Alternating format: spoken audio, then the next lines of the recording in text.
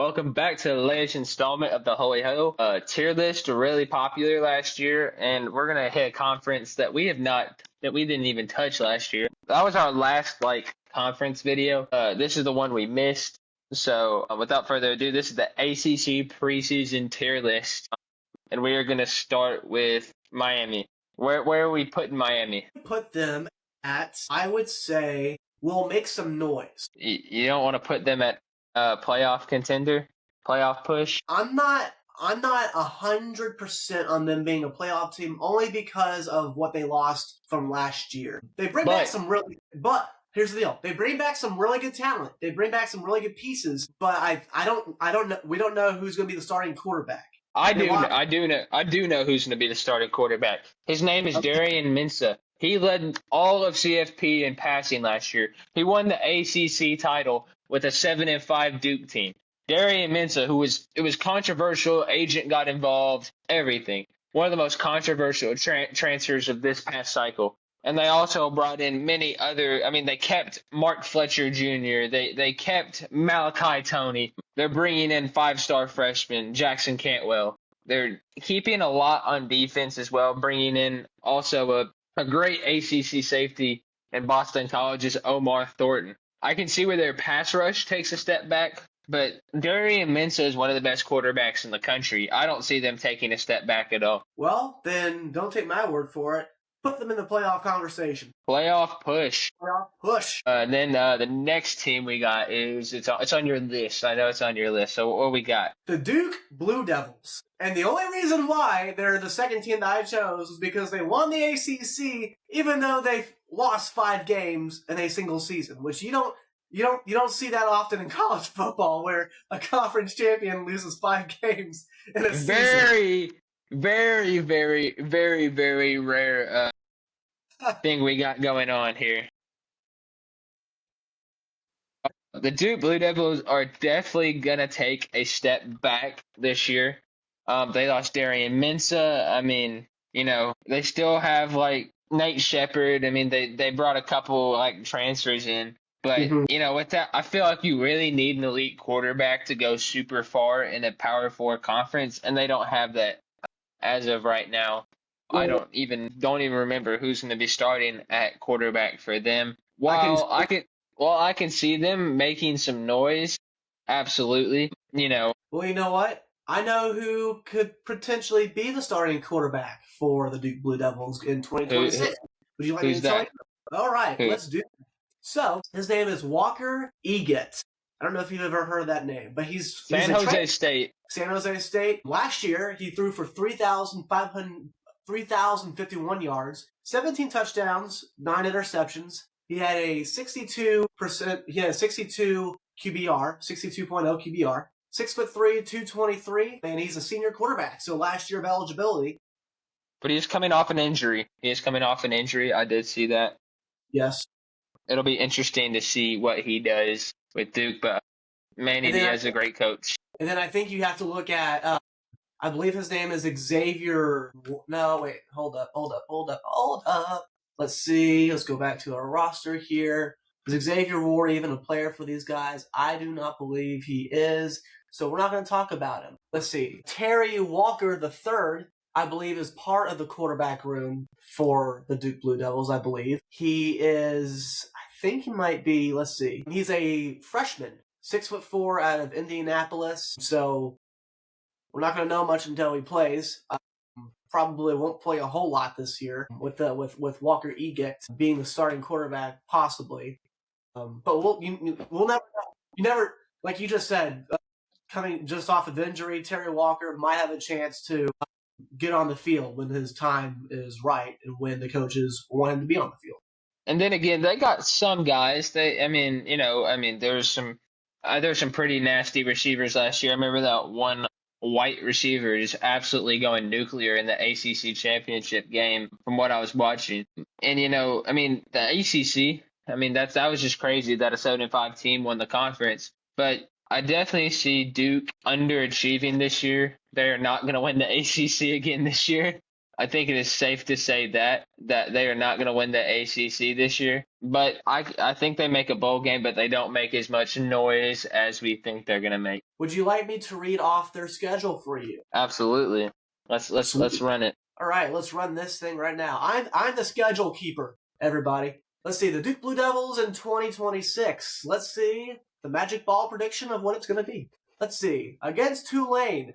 Should be an easy win. Never know, though. We'll see what happens. Tulane's nasty. Yeah, they are nasty. Tulane at Illinois. That's going to be a tough game. That's going to be a really tough game. Brett Bielema, his teams are no joke.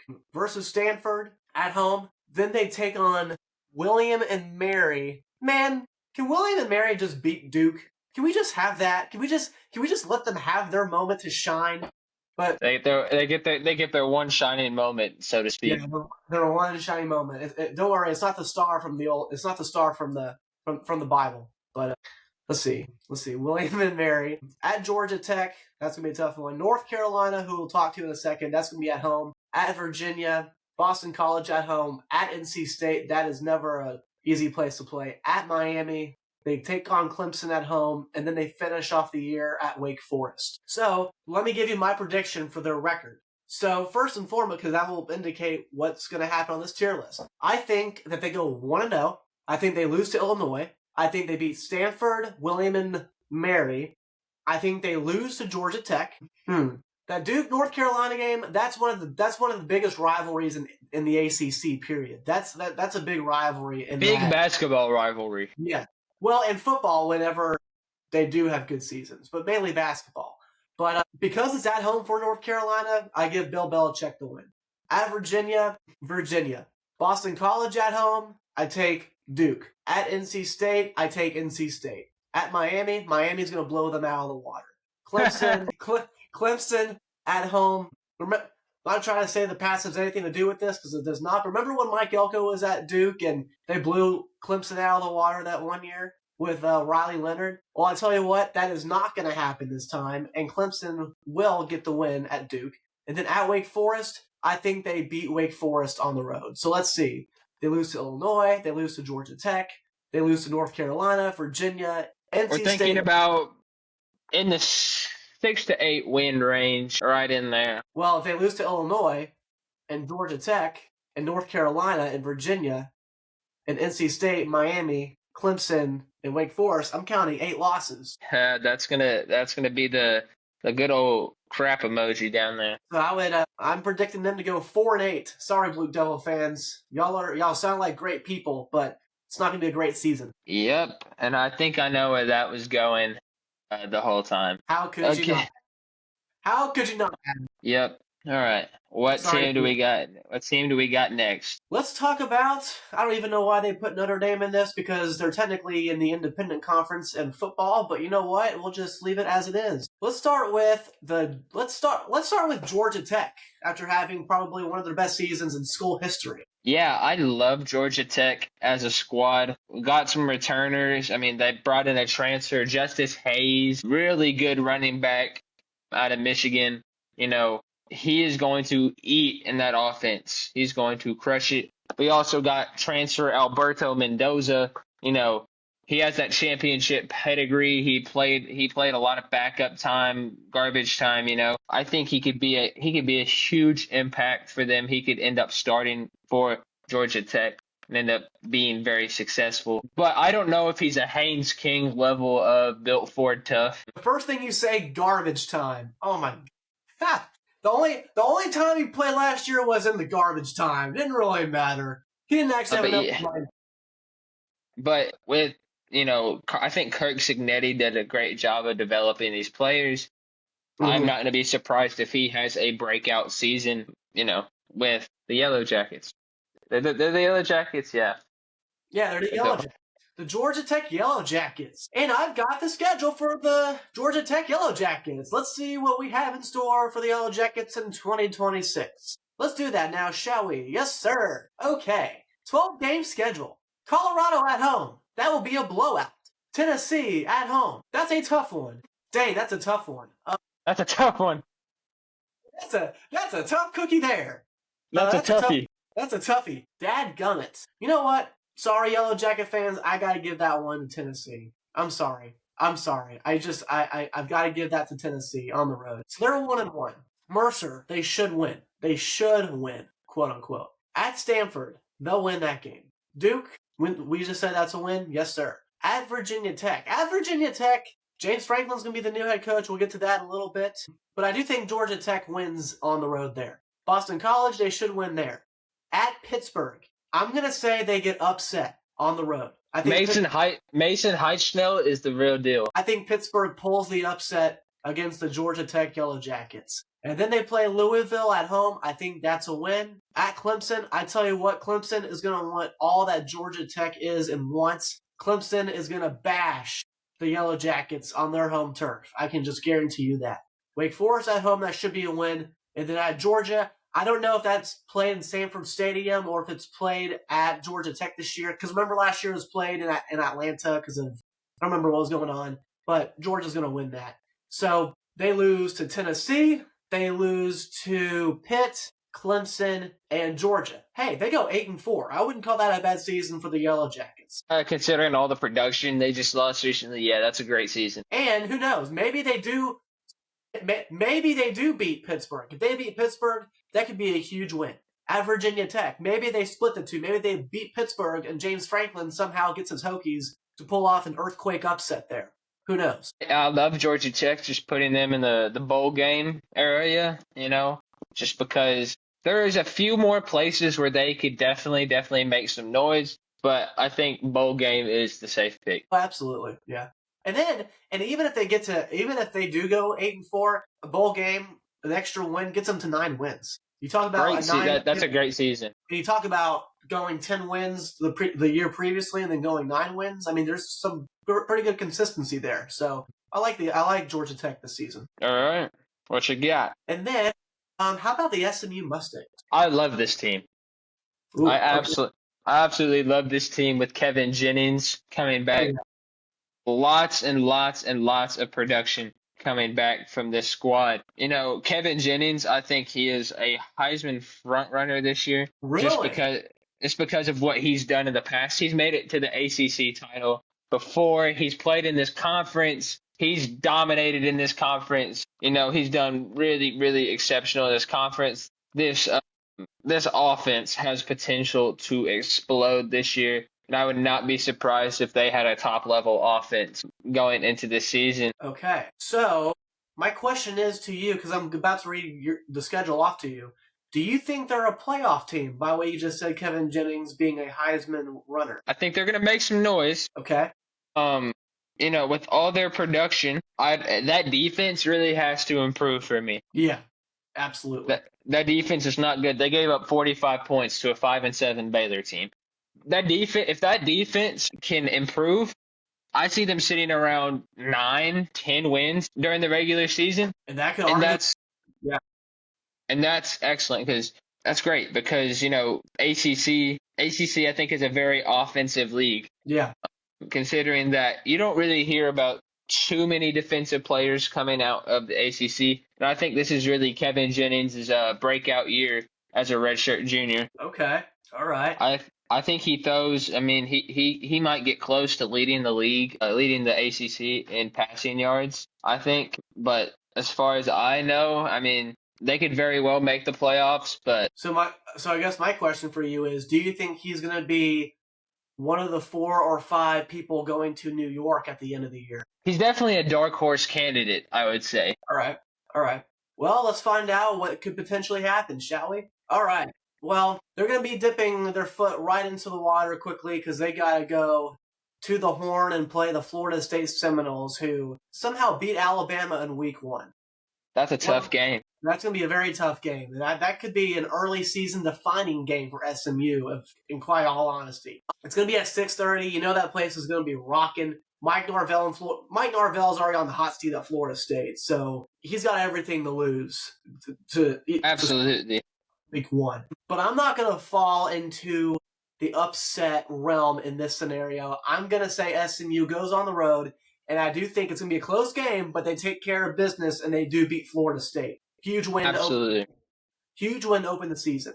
Then they go back home to play UC Dallas, should be a win there. Then they go to Louisville. Louisville's always tough. Louisville's always tough, but I think Kevin Jennings, like you said, is going to be the difference maker, and I think they get the win. And I think they are now 3. Missouri State, that should be a win. 4-0.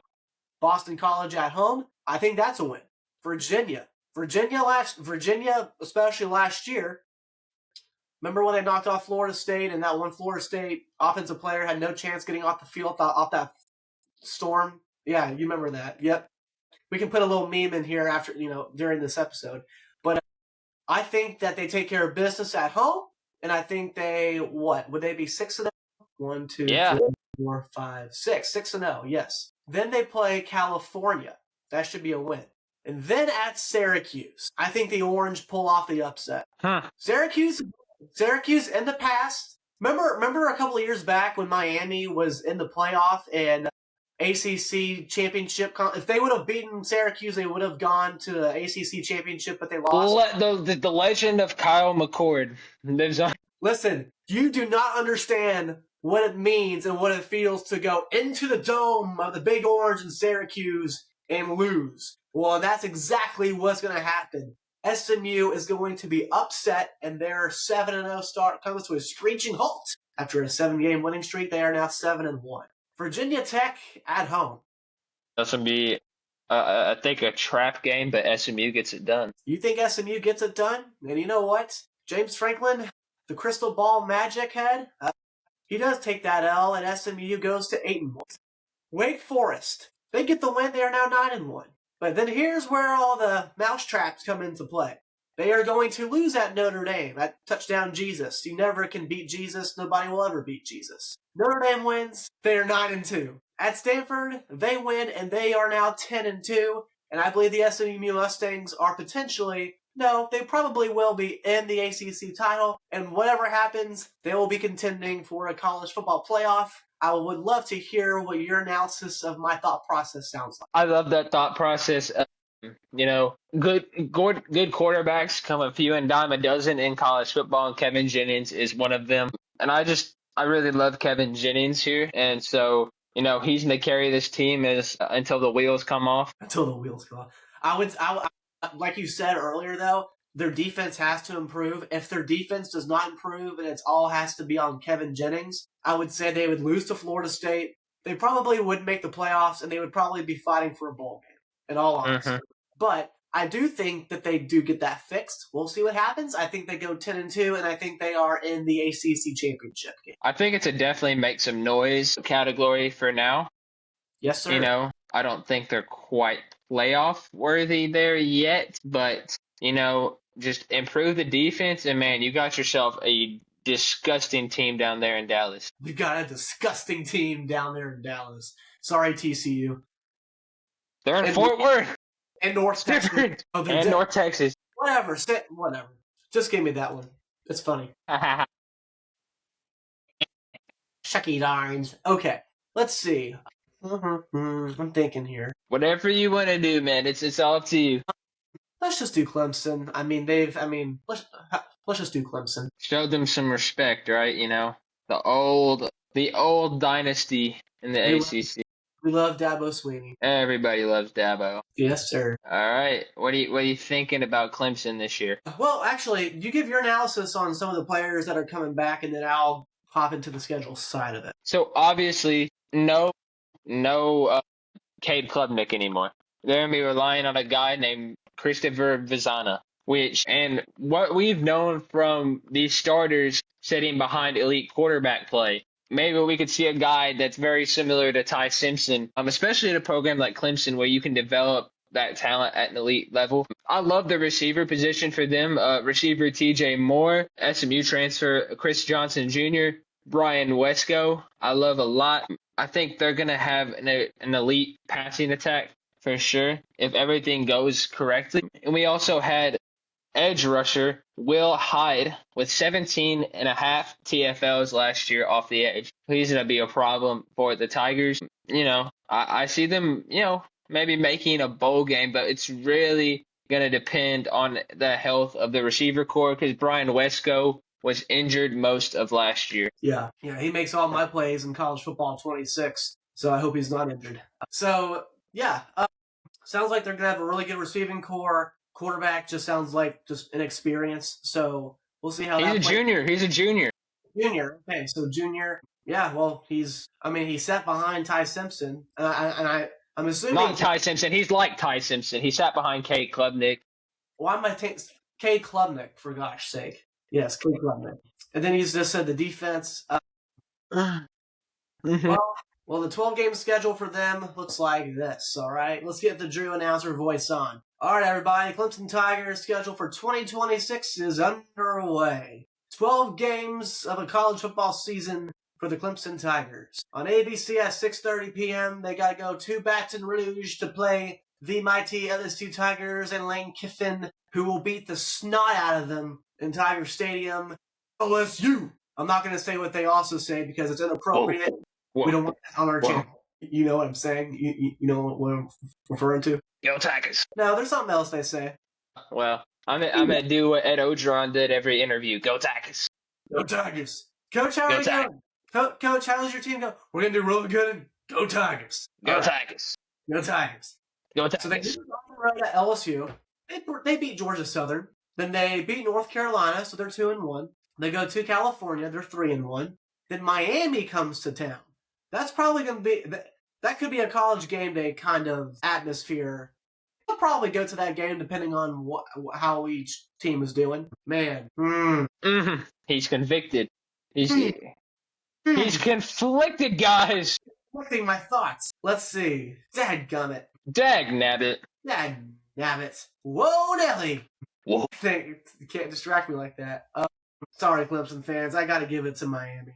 I want the upset to happen because I love college football, but I think Miami steals it away from them. Then Charleston Southern, they win that game. Virginia Tech comes into town. I think they win that game. At Florida State, that's a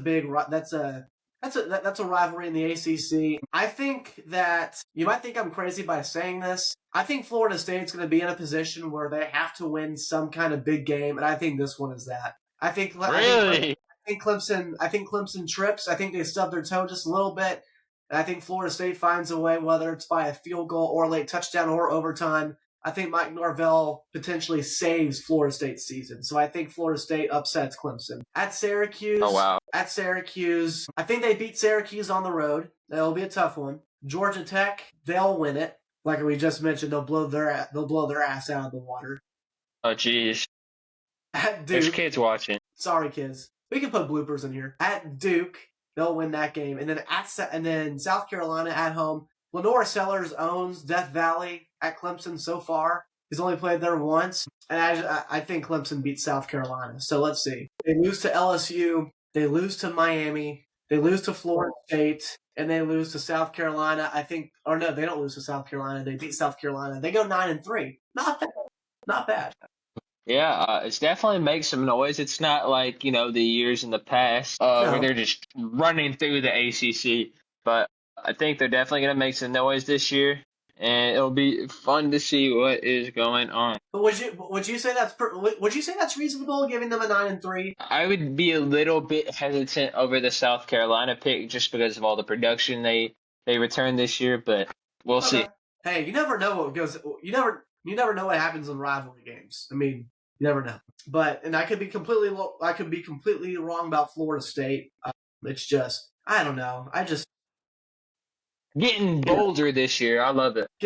Seminoles beat them. So yeah, 9-3. Probably won't be enough to get into the playoffs. I think they'll probably be one of the last teams out, maybe, probably. And yeah, so. But if they win the AC, if they get to the ACC title somehow, and they beat SMU, get to 10-3, there'd be a strong case for them to be in, I would think. Absolutely, that's what happened 1 year actually.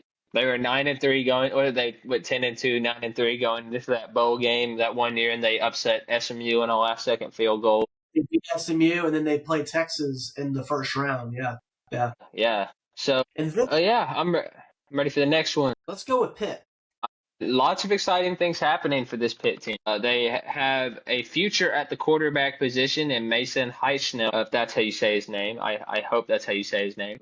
Who is an elite passer. One of the better quarterbacks in the ACC. He was a true freshman last year. He produced 57 total QBR, which was decent for a true freshman. That's decent. He could run the ball really well as a true freshman as well. So definitely a dual threat type of guy. You know, I think we see some improved production from him. The running game is probably going to stay. We don't know what's going on with that, with them bringing in two transfers. Jacarian Turner and Lavelle Wright from Western Kentucky. I think they could be all right. That rushing attack might have some questions.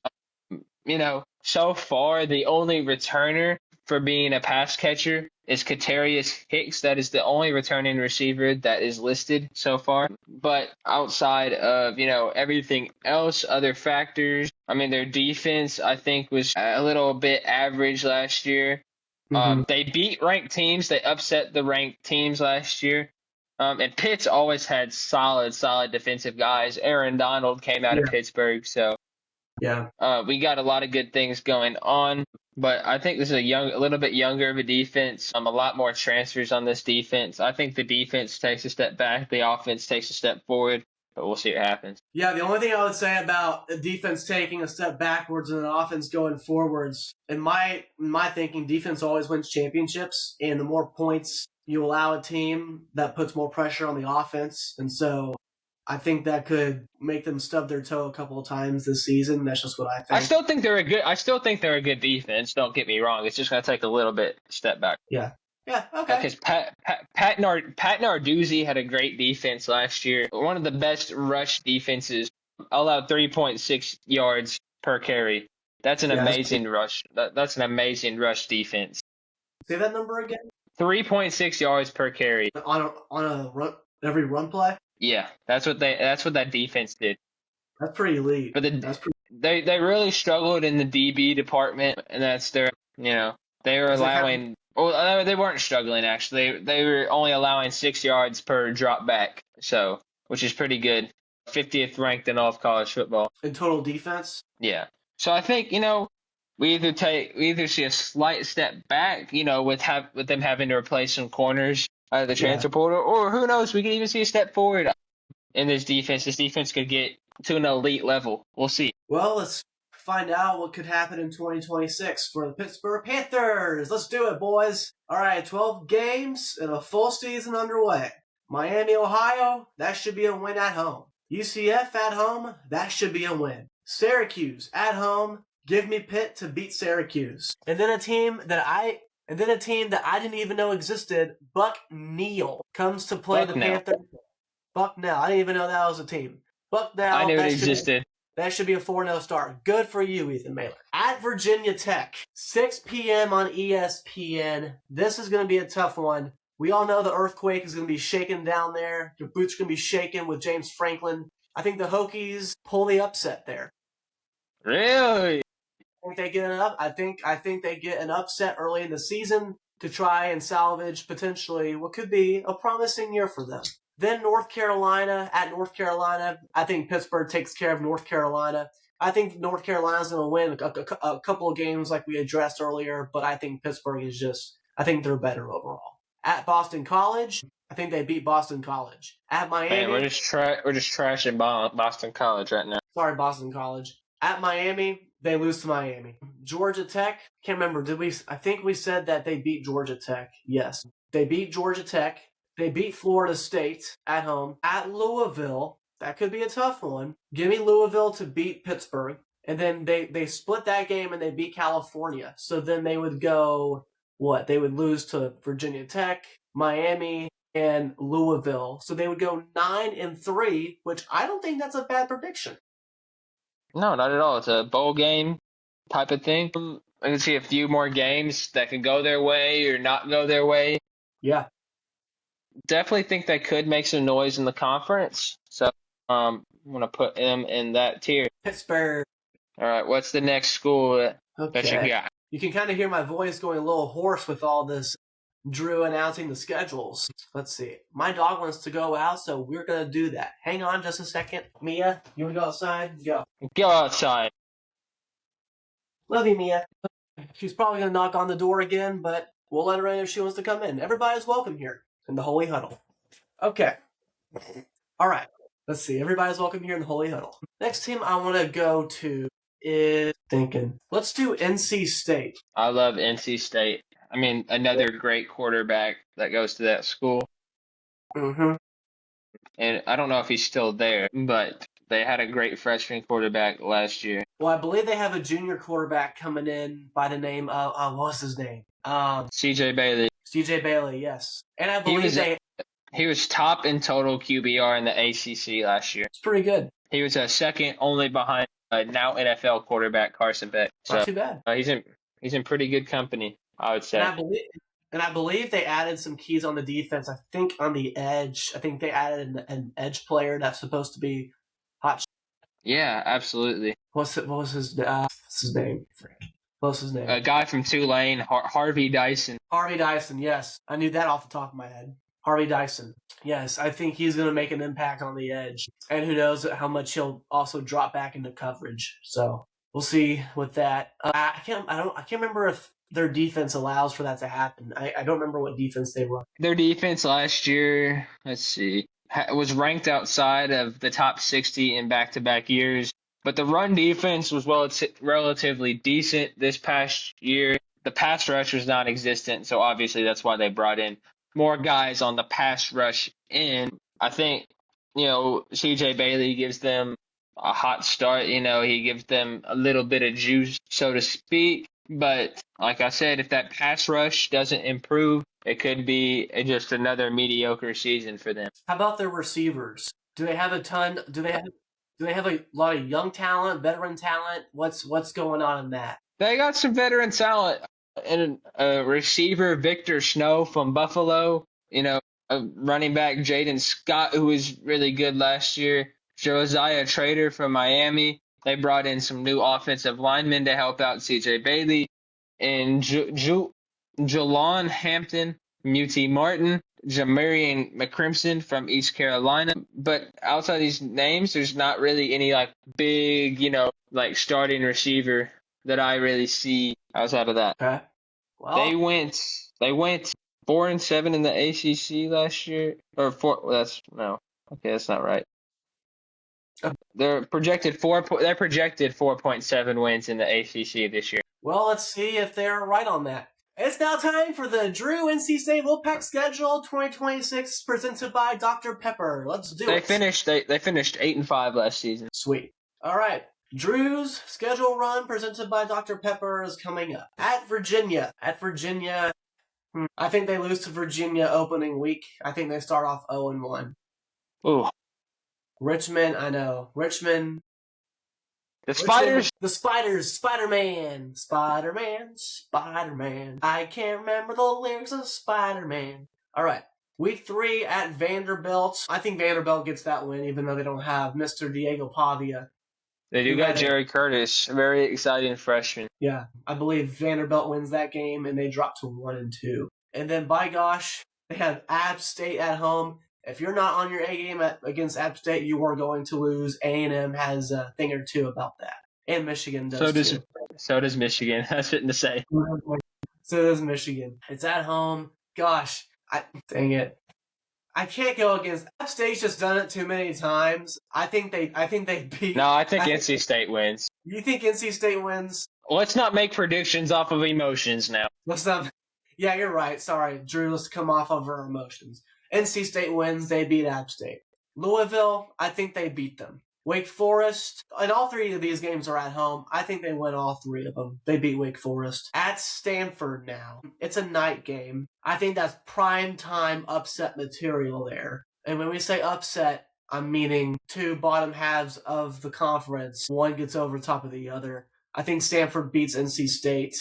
California, I think they win at home. Duke, they come to North Carolina State. I think they lose to Duke. And I also think that I think they beat Duke. I think they lose to Duke. I think they beat Syracuse at home, and then I think they lose to Florida State on the road, and then I think they beat North Carolina to end the season. So which have them making a bowl game. So I think they beat Virginia, or they lose to Virginia. They lose to Vanderbilt. They lose to Stanford.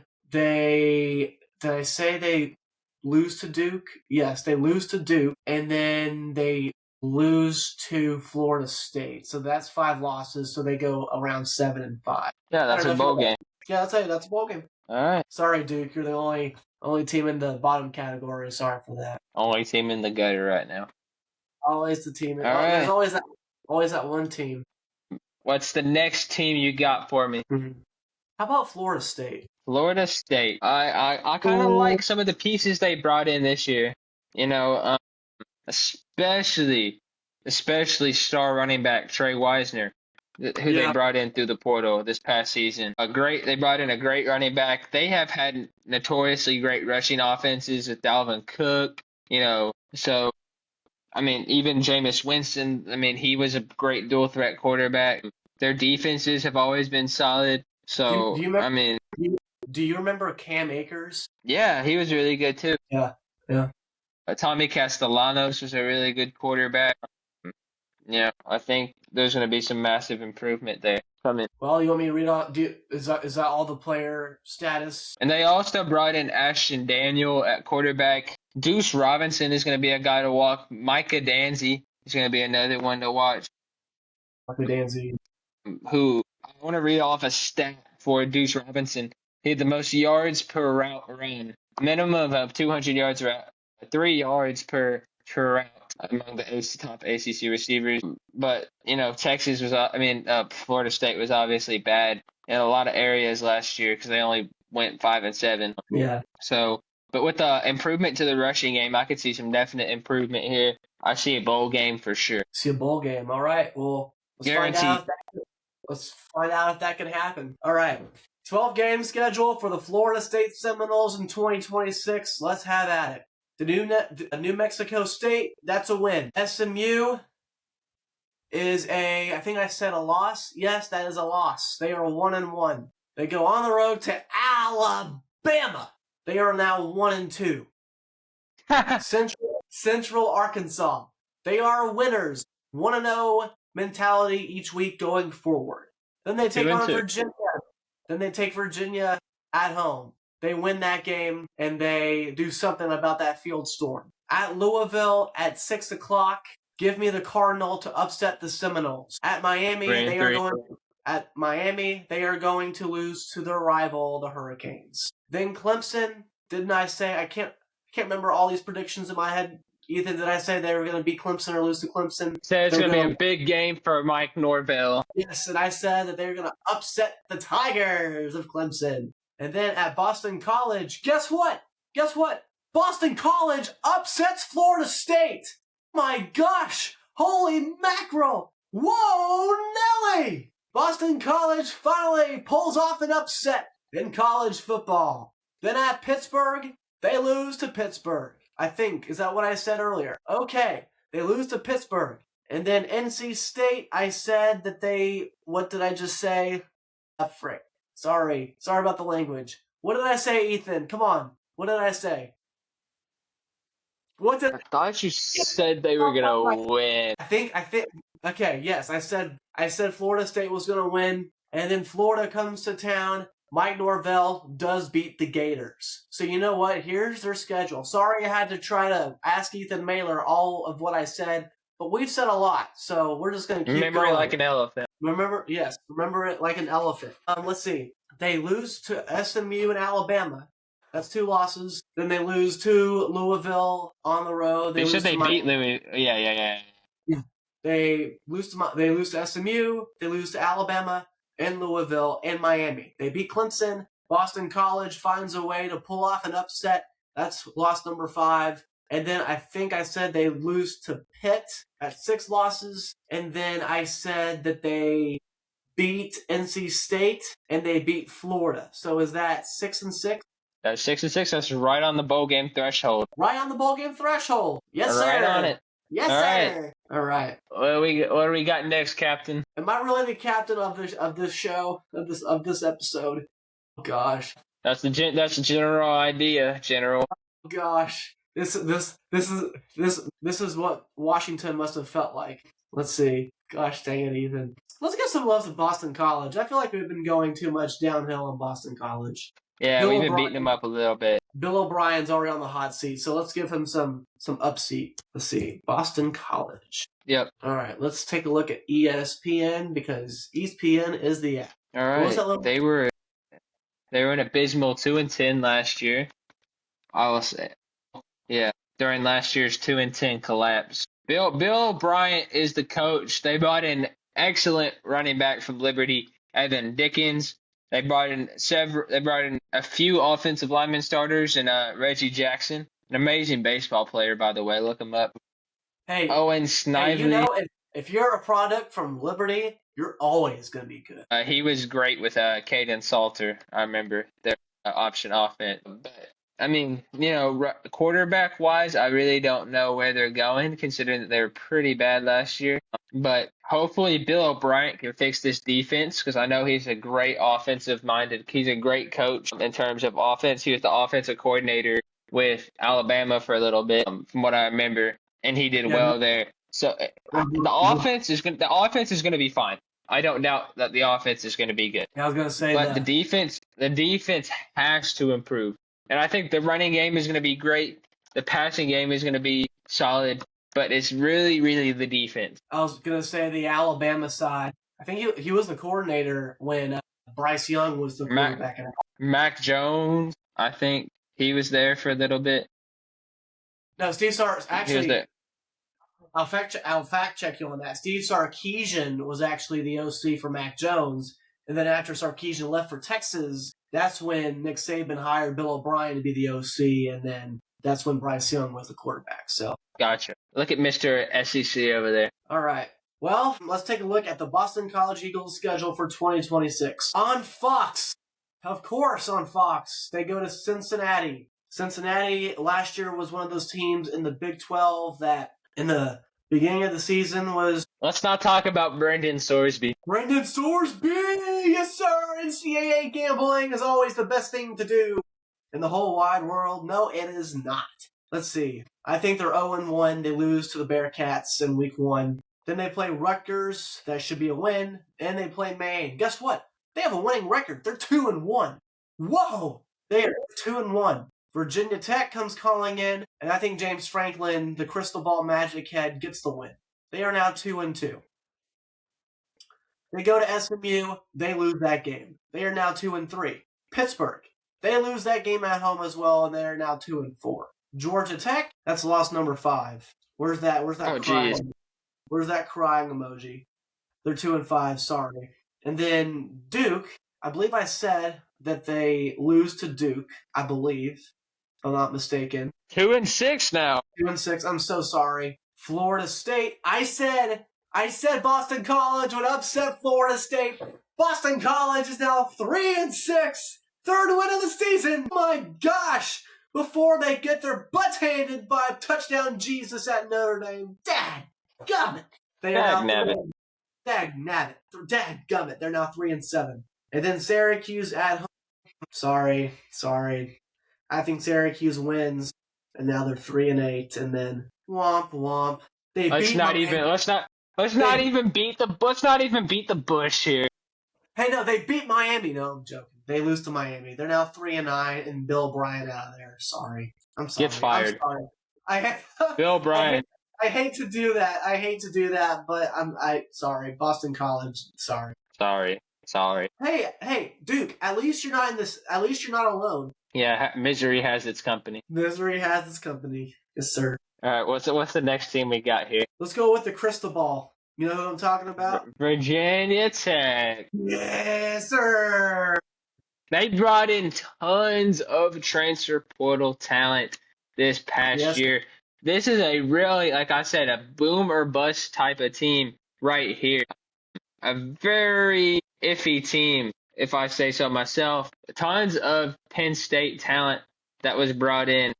They're projected to have they're expected to have a great season, with James Franklin bringing all that Big Ten packed Penn State talent. The Virginia Hokies made a great hire in James Franklin. He is going to recruit really well there.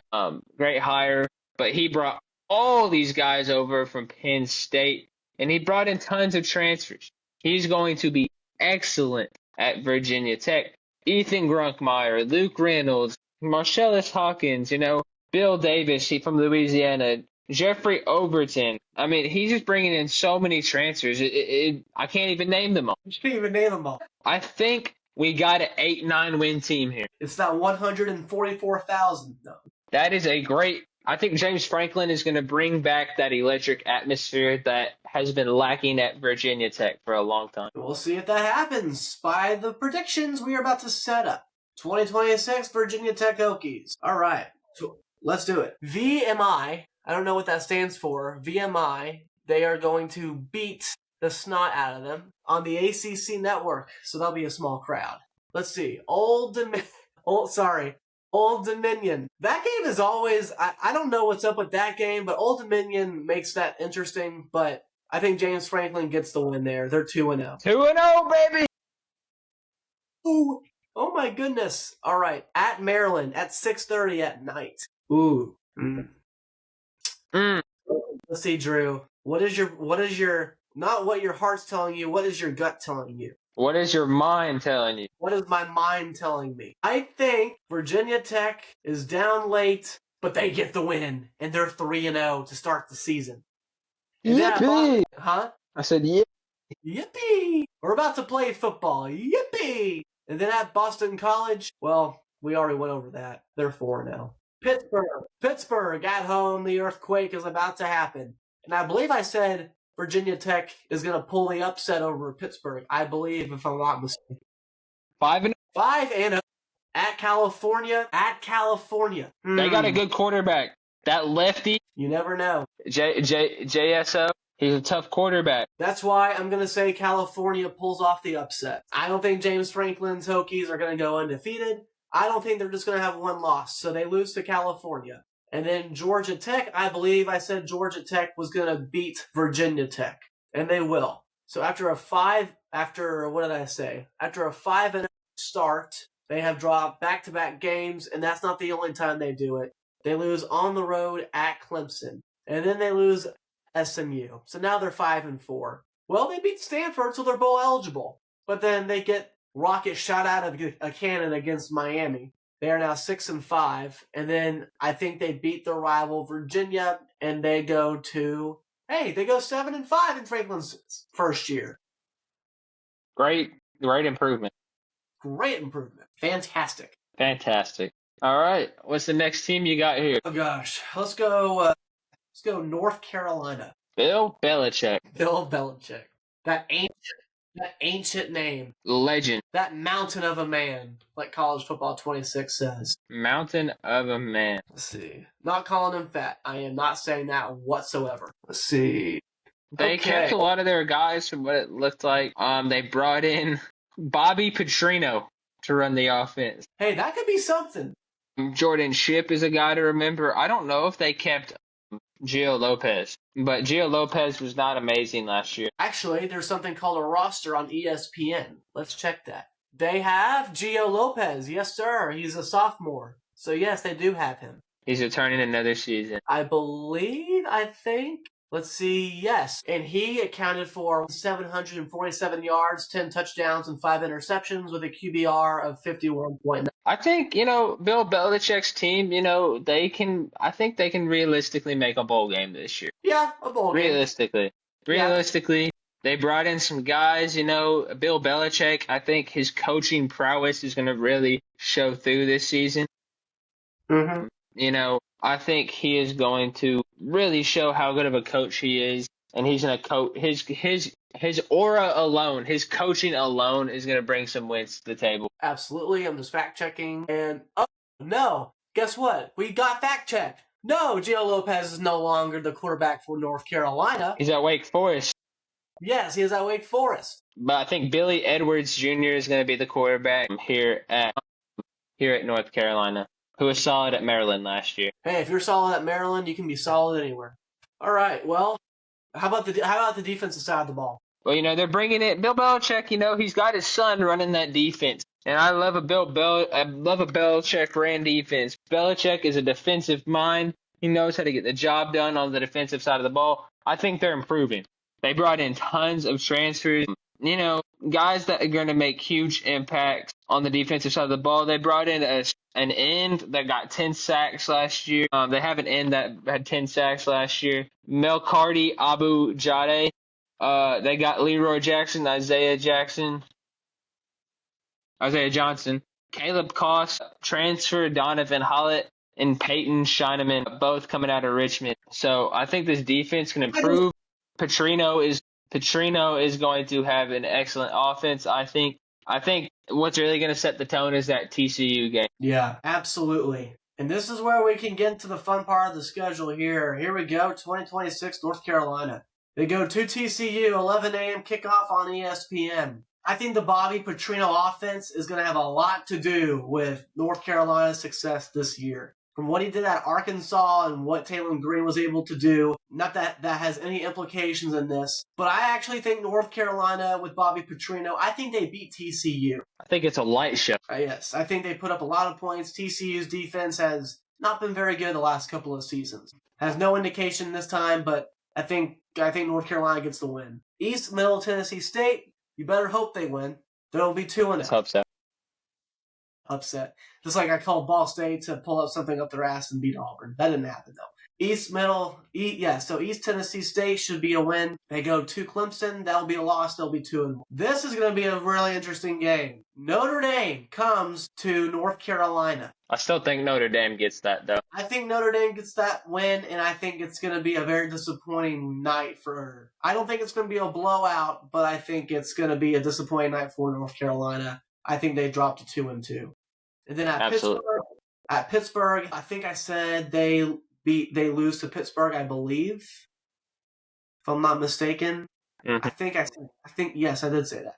At Pittsburgh, they are now 2-3. And then at Duke, I think I said Duke beats them, I think, if I'm not mistaken. Okay.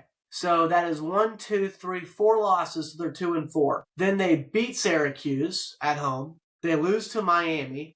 On the road at UConn, I think they get the win. Louisville at home, I think they get the win. At Virginia, I think Virginia pulls the upset. Not even an upset. I don't think it'll be an upset. No.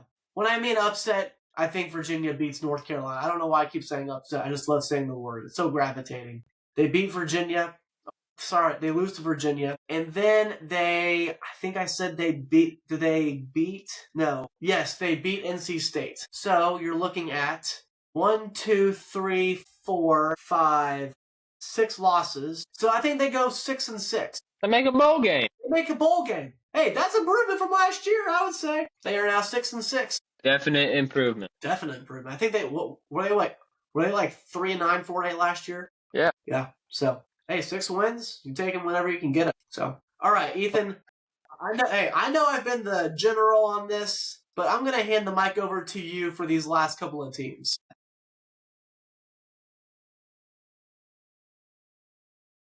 All right, it's already going. Okay, well, that didn't even give me a countdown. Okay, I guess we're back. All right. So continuing this episode. Took a really long hiatus from this whole thing. We took one big siesta, and now we're back. So it's either Virginia or Wake Forest. I think we were at Virginia, I think. All right. I think we were with the Cavaliers. Yeah. Okay, so they are a very, very interesting team this year, especially when it comes to the quarterback position. I got like 6th-year transfer Bo Pabula, transfer from Missouri. And Virginia took a huge step in the right direction as a program last year with Chandler Morris and Tony Elliott running the show. Should have made the playoffs, but they lost to a 7-5 Duke team in the playoff, which was just absolutely crazy. Which kept and then we had people. Keep going. I was gonna say, yeah, they lost to a 7-5 Duke team, and then people were saying that Duke should have been in the playoffs. No, I don't think 8-5 Duke should have been in the playoffs, but that gives people every reason to get rid of conference championships now, especially the SEC, in the 8. Okay. Well, looking at Virginia this year, I know Drew has the schedule. Mm-hmm. Let's see what we're looking at here. Okay. So, Virginia has NC State. Yes, they have NC State to start off. Week 1? Yeah. August 29th, NC State. Wow. That's already kind of an ACC elimination game, if that kind of, Yeah, so NC State week 1. Week 2, they have Norfolk State. And then week 3, this will be an interesting one. It'll be Virginia versus West Virginia. Virginia versus West Virginia. Yeah, and this is going to be at Bank of America Stadium in Charlotte. I think that's Virginia's stadium, I believe. Wow. Or no, sorry. Wait, hang on. No, it will not be. It will be no. It is at a neutral site stadium. Yeah, Bank of America Stadium, Charlotte, and then they will have Delaware. So how about that? Who knows if Delaware will do something? And then they go on the road to Florida State. That'll be a revenge game for Florida State. And then In memoriam Virginia, Squirrel White. and then and then Syracuse at home, and then they go on the road to SMU, and then Virginia takes on Duke at home. Then they go to Wake Forest, and then they have California, and then they have North Carolina at home, and then they finish off with the rival Virginia Tech at Virginia Tech. So I think I have So what out of that schedule?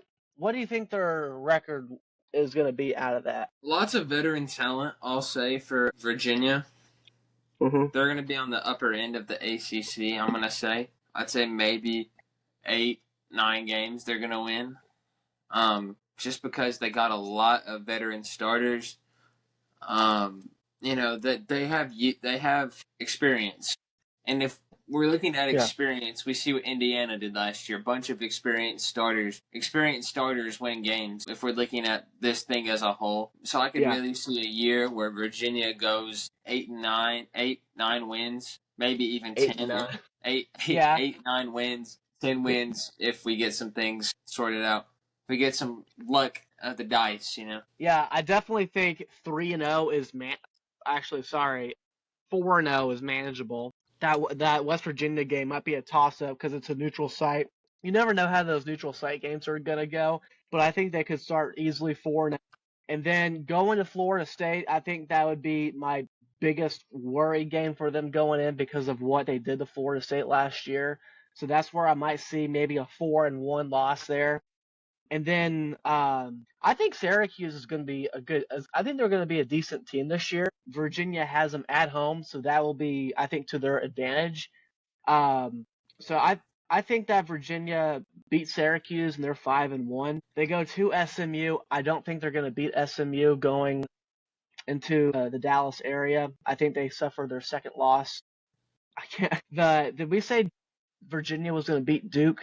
I think we did. Yeah. Yeah. Virginia beats Duke, and then out Wake Forest. That could be a trap game, I think. Think so? What was that? What do you mean? Wait, that was my headphones. Never mind.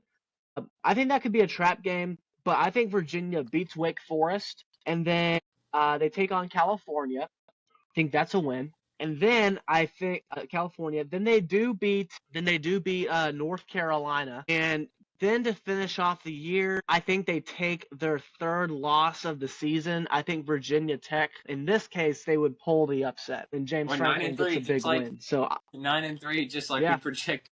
Hey, I think that's pretty reasonable. I think that's pretty reasonable. I think it's reasonable to say they'll make some noise. Yeah. Or imagine what happens if they do beat Florida State. Let's say they beat Florida State and lose to SMU. And maybe they do lose to Virginia Tech. That's still a 10-2 team, so you never know. But yeah. Mm-hmm. And moving on to the next team, we got California. And they got themselves a quarterback. They got themselves a great quarterback. A lot of transfer rumors. Lots and lots of transfer rumors for this guy. And he just avoided. He said, nope, I'm staying with the California Golden Bears. I'm staying in Berkeley. I want to see what we can do. My loyal subjects. JKS or Jaron Kawale Zakapotelli. Oh my goodness. That sounds like a name I had to learn. That sounds like a name I had to learn in history class. Yeah, it sounds like the leader of the Indian tribe that fought the British or something, Sounds like Ulysses S. Grant. Anywho, jokes aside. Yeah, so is that Who are some of the star players that should be on our radar? Who should be on our radar? Let's get a little bit of a Yeah. look here into what we really got going on here. Yeah. I'm just looking because I don't know too much about this Cal roster. We got Jared Goff coming in from the NFL to play for his former team in 2026. No, I'm joking. No. He's happy with the Detroit Lions right now, I think. Not sure. So we got a few guys here that I'm going to list. Some guys that made some pre-ACC teams in the early voting process. All right, Cal didn't have any. Okay, well, that's Cal didn't have any. That's funny. Here we go.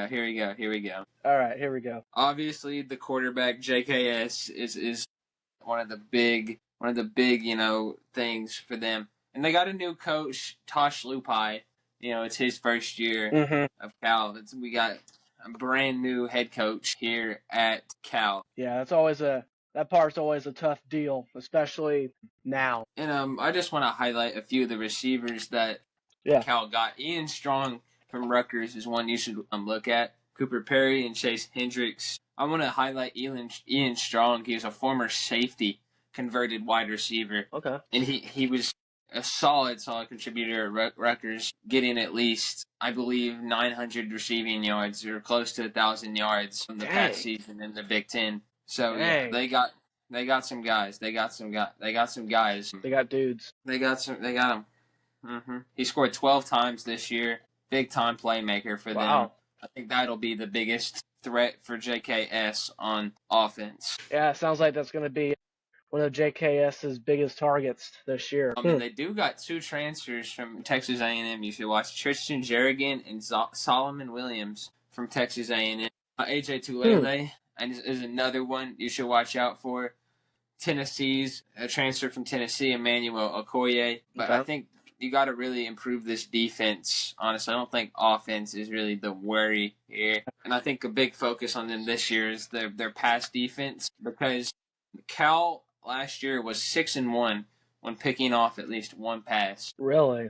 And the pass defense also as well was 0-3 when giving up 250 plus yards of passing offense. If the DBs don't get better, that is going to be something they have to improve. Yeah. And a player to you watch. said they were 7-6. I was going to say, and you said they were 6-1 when they had an interception in those first 7 games. Yeah, when they got an interception in a game. Wow. And a player to watch on the defensive side of the ball for him is Daniel Harris, corner from Georgia, Georgia transfer. And a player who needs a breakout is Aaron Hampton. Gotcha. Okay. So overall, offensively, they sound like they could be a pretty good offense. Yeah, it's just the defense. Cal has had some pretty dominant offenses in the past. If you remember the running back Jaden Ott, that guy came from Cal. He was really good. So good, Baylor got the offensive coordinator from Cal. Is that where Jake Spavital went? Yeah. That's where he came from, yeah. Jake Spavital. That's where we got him, from Cal. And they've had some good offenses in the past. They've had Aaron Rodgers in the past, Marshawn Lynch. They've had some guys that they're known for producing their offensive talent. And I think, didn't Jared Goff go there? Yeah, Jared Goff went there as well. Yeah. Well, let's take a look at their schedule. So they start off the year with UCLA. I think that's a win for them. Then they go on the road to Syracuse. I think the Orange beat California. And then Wagner, they should win that game. I think they will win that game. And then Cal has to take on Clemson. And this is going to be a home game for California. But I think the Tigers are going to beat California. UNLV, they have to go on the road. I think California beats UNLV. I think UNLV, though, is a really good team with Dan Mullen, by the way. They did really well last year. Yeah, I got you. And then did I say Virginia Tech? Did I say that Virginia Tech was going to beat California? Dude, that video was so long ago. I don't think anybody's going to get mad at us for getting something wrong. 1, 2, 3, 4. I think I said California beats Virginia Tech, I think. I think I said that. Yeah. I think California beats Virginia Tech, and then Wake Forest comes to California. And I'm going to go with Wake Forest here. I think Wake Forest goes on the road, and I think they beat California in their place. And then they got to go to SMU. I think they lose to SMU. They have to go to NC State. That's going to be a tough game. I don't think I have enough confidence to say that California goes into NC State and beats them. I think NC State wins. And then Virginia, they lose to Virginia. They beat Stanford. I hope to God It's a they big beat game. Stanford. Yeah, hope they beat Stanford. And then they end the year with Pittsburgh, and I have them losing to Pittsburgh. So I have, let's see, Bowl game. 1, 2, 3, 4, 5, 6. I have 7 losses. 7? I think they make a I bowl got game. 7 at losses. least. I think they make a bowl game at You least. think I think they we're make a bowl game? I think we're selling them Okay. short just a little bit I here. would okay. I'd put them. Yeah, I'd put them in bowl game. I think that's We're selling them fair. just a little short here. I mean, you think about the quarterback they have, how insanely talented he is. He's gonna push them over the edge. That he's my outlier because look at what he did last year with no really well-known wide receiver talent per se, and he didn't throw a lot of interceptions as a freshman. Only 9. He had 2-to-1 touchdown interception ratio. 18 touchdowns to 9 picks. Like that's pretty dang good for a freshman. And considering he was getting attention from all these Power 4 scores, LSU, Miami, considering he was getting all this attention from everybody, I'm going to say this guy is pretty damn elite. I see what you're saying. I think he's going to take a massive step forward in this entire case. I think I see Cal I see Cal with 8 wins, but I see that as their ceiling though. I don't see it any higher, any lower. I think they make an upper end bowl game at the absolute most. Yeah, I think the games that I said that they were going to lose because when you said that last year they were 6-1 because so when they were 6-1 in games when they had at least 1 pick and 0-3 in games that they didn't have a pick. I think that defense still wins championships and they still win games at clutch moments. In the games that I think they're going to lose, I think their defense, I think they're just going to give up plays. I don't think they're a horrible team, but I think the offense, you can only do so much. Your defense has to be able to get stops. And so if their offense is putting up points, but their defense can't really do much and get enough turnovers, I don't really see them really making a big leap, if that makes sense. Their offense is going to do whatever it can do, but if their defense can't get turnovers like they did last year, that's going to be a problem. Now, if they can get turnovers because they were 6-1 with having an interception in every game in that 7-game stretch, then I think that conversation can be of they're legit. But if their defense can't create turnovers or get the ball for their offense to score, then I don't think that they'll be where they need to be. I think they're a top 20 offense this year. I think they're going to be a top 3 offense in the ACC this year.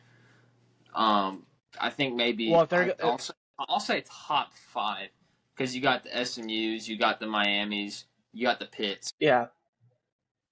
Well, if they have a top 5 offense, I think they gotta at least have a top 25 defense goes a long way. If they're a top 5 offense and they're a top 15 defense, I'd say top which I don't offense in the ACC. And the ACC. If they're even a top, let's just say if they're average.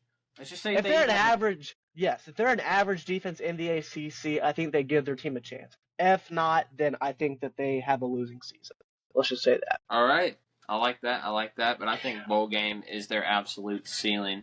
High-end bowl game is their ceiling. Yeah. Louisville, who, they have their quarterback talents. They just win games. They went 9-4 in 2025. The starting quarterback is going to be transfer Lincoln Keenholz, sort of a little bit unknown with him. I know he was at Ohio State for a while. Obviously transferred over here to Louisville. Jeff Brom, really good coach. 13th year coaching. 94-56. This is his 4th year at Louisville. He is 28-12 at Louisville in his 4 years there. That's pretty dang good. Looking at some of the key stats from 2025, they converted 35% of their third downs. Their third quarter scoring was just absolutely insane, outscoring opponents 82-39. Their pass defense was number 1 in the ACC. Wow. 188.8 yards per game. Now, Say that part again. 188.8 yards per game as a passing defense Wow. per game. Wow. That's pretty impressive. Dang. But in 2026, they obviously lost running back. They did not lose running back. Excuse me. Isaac Brown is back after 8.8 yards per carry last season with a team high 884 yards, and then they got Keyshawn Brown. For those of you who don't know who Isaac Brown is, he is a really good back. He should be exciting to watch this year. Louisville's running offense should be the focal point of their offense this year. They are going to be just fine on the ground game. I think that is going to be their strong suit. I think they're going to do well. That is going to be their big bread and butter this season. I was gonna say too, man. When you can run, you said 8.8 yards a carry. When you can run that well, that beats teams mentally and physically. I mean, when you just pound the ball like that, I mean, you give nobody any hope. That's pretty impressive. That's pretty darn impressive. And you don't even have to worry about your quarterback being immobile. Lincoln Kienholz has a little bit of mobility as well. He adds a little bit of speed to that quarterback position that's been kind of needed as of late because, you had Miller Moss and Tyler Shuck coming. They were great quarterbacks, but don't get me wrong, they're not setting the world on fire with their speed. And you said that. So they have a 2 running back room. It's not just one back, but they have 2 backs. They have 2 backs, a quarterback that has mobility. And so that's special. You don't get that a lot. So yeah, definitely running the football for them is going to be their A game. And if they need to pass the ball, I bet they have some guys that can go up and get it. Absolutely. And do they have most of their guys on defense back from last year, or do they lose them to the NFL? I haven't got to really check yet. Oh. Dang. Let's look at their defense here. Their pass rush, is very, very good, very experienced. Starting with senior Clay Leuven coming off an 8.5 sack season, 13.5 tackles for loss, and then AJ Green. AJ Green is a force on the other side of the ball. 6 sacks and 31 tackles from last season. So they got an experienced pass rush for sure. One of the best. They got a good pass rush. And don't even stop there. One of the best pass defenses in all the ACC. Only 5 teams went over 200 yards against Louisville last year. Jeez. Wow. And linebacker cores should be good. Staquan Clark is a name to remember from that defense. So I think, honestly, Louisville's defense is going to have to carry them. Yeah. With the running back, I mean, if you can control the game, like with the run game, and then you have that pass defense, that pass rush on the other side, whew. Mm-hmm. You're not getting when you get the ball, you're not gonna have a fun time when you have the ball, and then when you're playing defense, you're just gonna wear you down. When you get the ball back to your offense, you're going back to that defense very refreshed, very well rested, and that defense is gonna come out and hit you in the mouth some more. Well, and I just think of time of possession, because if your offense is running the ball that much, and obviously you need to get points out of that, but if your time of possession is really, really good, really elite, and your defense is darn near elite as well, I mean that's you can't. It's very hard to stop that. Very difficult. And if the defense creates turnovers, and like you said, they had 2 edge guys who had multiple sacks last year. If you can continue that and just ground and pound and wear them out all game, I mean, you can win a lot of football games doing that. Okay, and I'm just going to highlight a few weaknesses here from last season. They allowed 25 sacks last season, something they obviously need to work on. The quarterback is a bit inexperienced, and the tackles are very, the tackles are a bit inexperienced on the offensive line. They said they're talented, but they're hurt, and they can't get consistency at that position, at least in terms of staying healthy. Highlights on defense, I'd have to say, on what really needs to work. They signed a couple safeties in the transfer portal, so that will be a concern for them going into the season. Seeing what they really do, honestly, is going to be huge. More takeaways. Yeah. They're 6. when forcing 2 or more takeaways. They were really good at forcing mistakes last year. If they continue to do that, they will be a force to be reckoned with. Maybe even a playoff team. We'll see. I just have one question because I was starting to think about this. How could their offensive line allow 25 sacks in the season, but yet their running back rushed for 8.8 yards a carry? How does that make sense? As a former offensive lineman, the footwork and the mechanics for pass defense and run defense or run offense, are vastly different. Okay. Because as an offensive line, sometimes you could be better forward than backwards. Because obviously, when you're setting up in pass protection, you're setting a drop step, you're shooting your hands. You gotta beat those guys on the edge outside. You gotta beat them. You gotta beat them to the spot. Yeah. Going backwards, moving backwards. It's a different mechanic. So you got to be elite at a different mechanic. You got to be elite at something else. You can be a great run blocker and a terrible pass blocker. Yeah, you can be one of the two, or you can be both. Yeah, you can be both. We can be solid at both. We got plenty of those people in the NFL nowadays. Yeah. If I had to say, hey, just think about those who have to pass block Myles Garrett. Good God. You're not. Good luck. No, you're not. No, you're done. You're not gonna. He stacked 20. He set like 23 sacks this year for a reason. Yeah. Or Von Miller. Or Will Anderson. You're just not. But just looking at the rest of the things, they're all one of their best signings this year was Trey Richardson from Florida State. Trey Richardson was their best signing out of the portal. Oh, he's a Commodore. Okay. But their best signing out of the portal was Trey Richardson. And they got their biggest loss in the portal was an offensive lineman, Jordan Church. And so I think offensive line is a big thing, especially when we're talking about this. But let's go ahead and get into their schedule before I just continue to screw things up with the roster. Okay.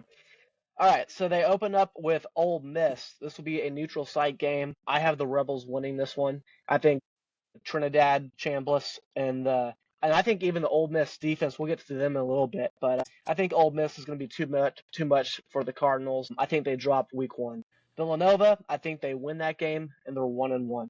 This isn't basketball. Villanova's not going to pull something crazy. Villanova, no, sorry, wrong sport. And then SMU comes to town. Now this is going to be an interesting game. This is going to be at L&N Stadium, Louisville. It's going to be 2:30. I wouldn't be surprised if people said, "Oh, can Louisville pull the upset?" But I'm not buying into that. I think SMU has more than what Louisville has, and I think SMU takes it. So at this point, Louisville's 1-2. Is way too talented. Kevin Jennings is way too talented. So even though it sounds like Louisville's, they start off 1-2. Yeah, and then Wake Forest. This is a home game. I think this is going to be This is going to be a good bounce back game for them. I think they beat Wake Forest. Then they got to go to NC State. You all right? Yeah, it said recording stopped. My headphones just Everything died. Okay? You cut out. I can't hear you. Hello? All right. So finish Louisville's schedule for us. Yeah, I have them going 7-5. Okay, I like that prediction. I think a very solid prediction. Bowl game. I see 8 wins on the schedule here potentially. 8-9 wins if something goes right, of course. But I think they're just going to be a bowl game team. They're going to be another bowl team, maybe on the upper end of the ACC, so to speak. So yeah, we'll just put them here in the bowl game tier. Stanford. What do we got for Stanford? The big tree. The nerds. The nerds. Tavita Pritchard, new head coach. Push. No. First year head coach Tavita Pritchard. Oh yeah, you remember this name? Davis Warren is the starting quarterback for him. Former Michigan quarterback. Warren. Sounds familiar. Former Michigan quarterback. Oh, is that the walk-on guy? Yeah. Is that the walk-on guy? Yeah. Is he the guy who beat Ohio State? Yeah, he's gonna win a national championship. Hype train is real. The hype train is real. I think this Stanford team is honestly a mess. Not a lot from what I know of. I mean, they got the offense. The offense is going to be better, I hope, because Tavita Pritchard coached Jaden Daniels. He he sort of comes from the NFL coaching style. I think the offense is going to be much, much better, but the defense is such an unknown to me. They were terrible defensively last year, so I think they we'll were go ahead and awful. get to their schedule because there's not much to recap from last year. No, did they go? How many did they have? 1 or 2 wins last year? 4. I think they had 4. Okay, I thought they did worse. Let's see. Okay, I already see an upset. How do you see an upset? I see an upset. Stanford has Hawaii. That's gonna be a win. Hawaii's a solid They are gonna squad this year. upset Miami. They're going to win that. They're gonna get their ass kicked. But I think Hawaii wins that game in a shootout. you think Hawaii beats Stanford? I think Hawaii wins. Really? Wow. Okay. Don't. Okay. All right. Timmy Chang. Okay. Timmy Chang, head coach. Kenny Chang. Micah Alejado, insane quarterback. I think Hawaii's a Mountain West contender, conference championship contender down there in the Mountain West. I think Hawaii gets it done in week 1 and beats Stanford. Okay. All right. Well, I'll go with it. So Hawaii beats Stanford. I'll just go with it. You know what? If I get this wrong, it's because of your fault, Ethan. Miami, they are going to beat Miami. No, I'm joking.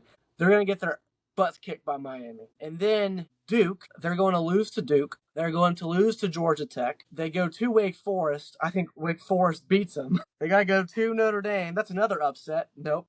Notre Dame's going to smack Stanford. They get their first win against Elon. Yes. They beat Elon. They beat SpaceX. And then they got NC State. Yeah, SpaceX, Elon Musk. They lose to NC State. They lose to Louisville. They lose to Virginia Tech. They lose to California. And then, they lose to SMU. So, is that 1 win? Nice way to put it. There's always next year. Yeah, there's always next year. 1-11. Hey, oh, man. 1 win's better than 0. Hey, one win's better than none. They could surprise us. They could absolutely surprise us. We got Syracuse up next. Ethan, you don't know ball. That's funny. We got Syracuse up next. We got the Syracuse, and I've been kind of high on him since we've been doing these picks. And you've been glazing Syracuse. You're gonna say glazing? You've been glazing Syracuse, man. I hate that word. You've been glazing them. How do you spell Syracuse? Syracuse. I like Fran Brown as a head coach. That word. I'll stop saying it if we can get on with the show. If I can All get right, my points. All right. Biggest guy is going to be Steve Angeli. He was a transfer from Notre Dame. I came over last year, started balling for the Syracuse Orange. Was one of the most prolific passers in the country before he got injured. I think, if he continues to progress, I think, just like we saw Kyle McCord go off at Syracuse, I think we got another situation like that. Steve Angeli is going to be another great quarterback. And we also got, even if Steve Angeli doesn't work out, we got former 5-star sensation Malachi Nelson. Yeah. Absolutely. I thought you'd get the joke. Malachi Nelson's been a bust. But nope. We got some talent. We got some talent here in the receiver corps. Jonte Cook from Texas and Darrell Gill from Ole Miss. There wasn't any problem. There wasn't any problems bringing in any type of receiver talent. The running backs will be good enough. We got Jawan Johnson from LSU and Ahmad Miller from Jackson State. Yasin Willis transferred to Kansas. Just the keys on offense is they need to learn how to score again. It's pretty obvious. You need to score to win football games. The offensive line has to be better, and turnovers. You got to limit the turnovers. And an exciting freshman to watch is Calvin Russell III, 6'5" freshman out of Miami with elite athleticism. Can jump out of the building and great target for Steve Angeli. The defense, that was probably what was bad last year for them. They couldn't stop anything. They got more transfers. Obviously, they loaded up Keyshawn Johnson from UT Martin, Dylan Fontes from Maryland, and Tumisi Adelaide from UNLV. They hired a new defensive coordinator in Vince Karras, who should be much, much better. His Toledo defense finished second in the nation, only behind Ohio State. So the defense is going to be better. The linebacker core, there's a lot to be happy about Gary Bryant and Antoine Dolores are back after combining for 120 stops, 20 tackles, I'm guessing. Dang. The corners need to be better. Their pass defense needs to be a whole lot better. Syracuse has a lot of talent, I think, but I think the keys are just them just getting those young guys going. Yeah. Okay. All right, let's read off their schedule. All right. Well, they start off with New Hampshire at home. That's a win. Syracuse takes on California at home. That's a win. Then they go on the road to Pittsburgh. I think that's a loss. Then they go to UConn. UConn's football program, they've been kind of stepping up the past couple of seasons a little bit. Their coach, on the other hand, left to Colorado State. So yeah. So I think Syracuse gets the win after their first loss. And then Virginia and Syracuse, we just said it. I think I said they lose to Virginia. And then they beat Louisville. Okay, that's gonna be that's one that's sort of questionable, but we'll allow it. Okay. They beat Louisville. Then they go to North Carolina. I think Bobby Petrino and the offense there at North Carolina is going to explode, literally, with offense. So I think North Carolina beats Syracuse. I think SMU goes into Syracuse and beats them. And then Clemson and Syracuse. This has kind of been one of those fun rivalry games we have in the ACC for the past, seems like a couple of years now. This game's at Syracuse. I'm going to say Clemson goes on the road and beats Syracuse. I think they beat Syracuse. Then they go to NC State. I think NC State wins this. Syracuse loses. Syracuse at Boston College. Syracuse has that. And then Notre Dame comes to Syracuse. That's going to be a loss. So you're looking at 4-8, 5-7 season. 1, 2, 3, 4, 5, 6, 7. Yeah, 5-7. Yeah. I think that's fair. Yeah. You know, sort of still in the poopy range, but the poopy range. The poopy range.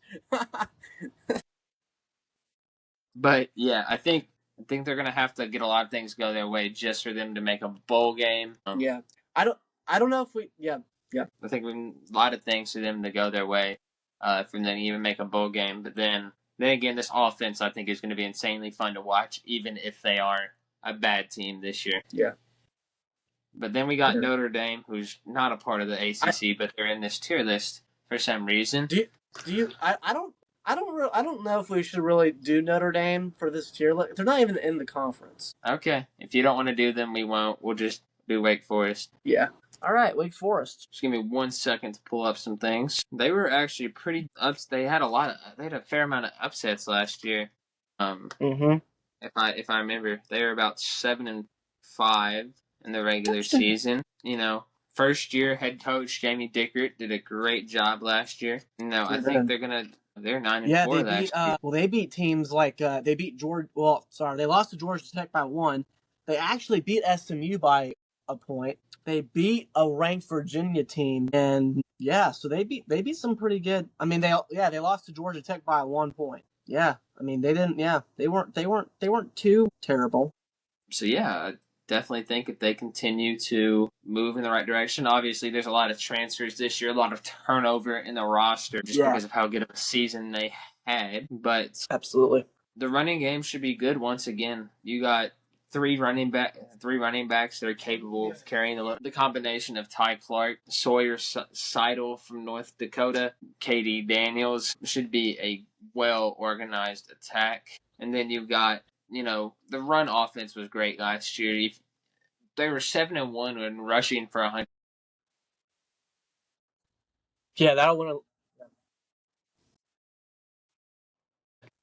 Well, and then they got Gio Lopez, who is sort of struggling at North Carolina, but he showed some flash and promise.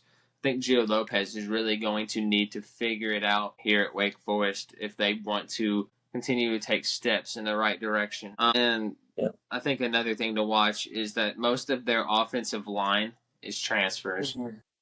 It'll be interesting to see how they mesh and how they figure out the offensive side of the ball. And then it's all transfers at wide receiver. Lots of roster turnover in that spot as well. I think our player to watch is Ty Clark, a junior running back, for their offensive side of the ball. And then amazing defense from them last year. They went from the 118th in the nation in total defense to the 26th.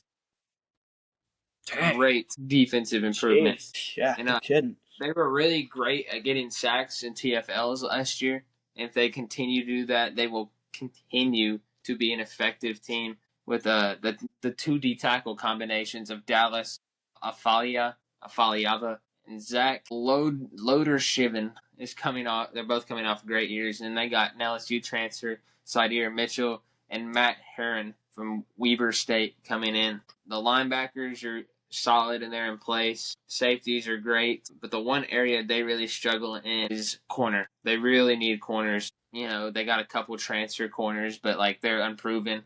I think it's a really interesting thing to look at for them this year. And the one thing about Wake Forest last year is they were a bend don't break team. They obviously allowed points, but they fought with grit and resilience. They won games off of, you know, sort of just sticking around in the game and then taking it from you the last second. Right. Yeah. But a player to look forward to on defense is going to be Langston Hardy, who had 7 sacks in a 17 TFL season. Wow. He's going to be a name to watch coming into next season. The key for the offense is going to be Gio Lopez. And their biggest game is going to be against Louisville, their home opener. Yeah. And, you can go ahead and start their schedule. All right. Here's Wake Forest's schedule. AKR. I think that's Akron. Then they visit Purdue. That should be 2-1. And then Miami comes to town. They'll be 2-1. And then Louisville beats Wake Forest. They're 2-2. Then Wake Forest against Stanford. They're 3-2. Wake Forest at NC State. I think NC State knocks off Wake Forest. And then Wake Forest goes to California. California beats them. I think that's what I said. I think. No, sorry, I said Wake Forest beats California. And then Virginia on the road. Wake Forest knocks off Virginia. Memorex, Wake Forest wins. Then they go to SMU. That's a loss. Then they got to go to Georgia Tech. I think that's a loss for Wake Forest. And then I think Duke, that's a win for Wake Forest. So you're looking at 7 losses. Maybe, should we put them in bowl game at least? Yeah. Yeah, I would say that. I don't think they're going to be terrible. Say bowl game. This is the official ACC tier list. If we got anything wrong, let us know. If you want to debate it, more comments are more than open for me to debate. Some of y'all, of course, or some of y'all can come talk to me in person and express your displeasure like y'all have before.